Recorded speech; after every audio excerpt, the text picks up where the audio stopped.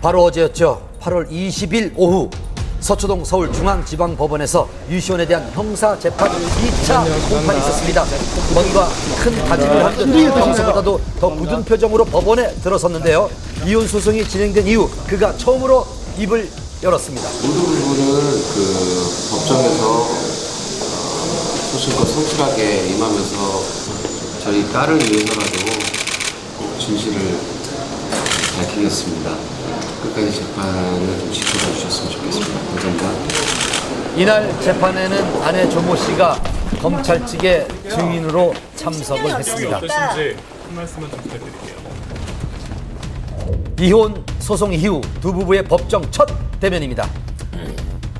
류시원은 아내를 폭행하고 아내 조 씨의 동의 없이 GPS와 휴대전화 어플리케이션으로 아내의 위치를 추적한 혐의로 고소를 당했습니다. 지난 1차 공판에서 류시원은 위치 추적을 한 건 맞지만 아내에 대한 폭력은 없었다고 주장을 했습니다. 2차 공판에서도 비슷한 주장을 굽히지 않았는데요. 검찰은 류시원에게 위치 정보의 보호 및 이용 등에 관한 법률 위반 혐의로 징역 8개월을 구형했습니다. 4시간 가까이 치열하게 진행된 법정 공방에 류시원은 많이 지친 기색이었습니다. 결과에 대해서는 만족을 좀 하시나요? 아직 결과 안 나왔고요. 예, 다음 9월 달에 이제 선고가 되니까 그 결과에 따라서 결과가 나오겠죠. 오늘은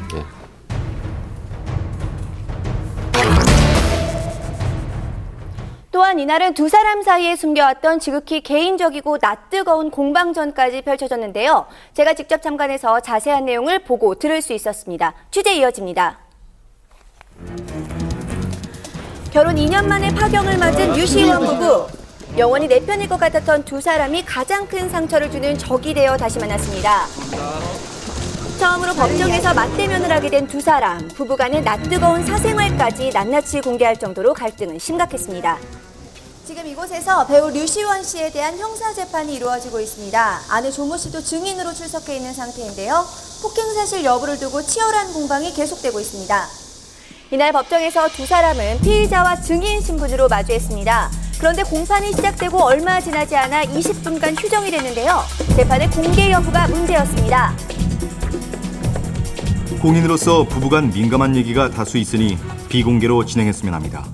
1년 반 동안 피고인이 언론을 통해 나에 대해 온갖 유언비어를 퍼뜨렸습니다. 그래서 저는 재판이 공개됐으면 좋겠습니다. 결국 아내의 의견에 따라 공개 재판으로 진행하게 됐습니다. 먼저 류시원의 폭언과 폭행 여부에 대한 내용이 거론되는데요. 남편은 평소에도 폭력 성향이 있었고 습관적으로 욕설을 자주 했습니다.